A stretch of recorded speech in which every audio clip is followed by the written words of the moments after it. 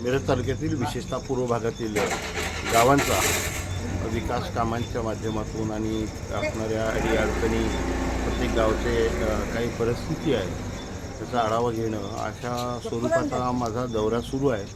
तो जवळजवळ मला वाटतं की 5 तारखेपासून मागच्या महिन्याच्या 5 तारखेपासून सुरू आहे आणि तो दौरा सुरू असताना आज आम्ही जानराववाडी इथून बेळंकीकडे जात असताना माझ्याबरोबर माजी मंत्री आदरणीय अजितराव घोरपडे सरकार आणि बाकीचे आमचे सर्व पदाधिकारी पक्षाचे त्या गावचे प्रमुख असे सर्वजण असल्यामुळं 4-5 वाहनांचा ताफा होता आणि यात मग माननीय अजितराव घोरपडेंच्या गाडीत मी बसलो।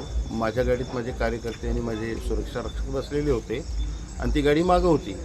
पण अशा वेळेला आम्ही पुढे आल्यानंतर आमच्या गाडीवर अज्ञाताने दगडफेक करून पळ काढलेला आहे।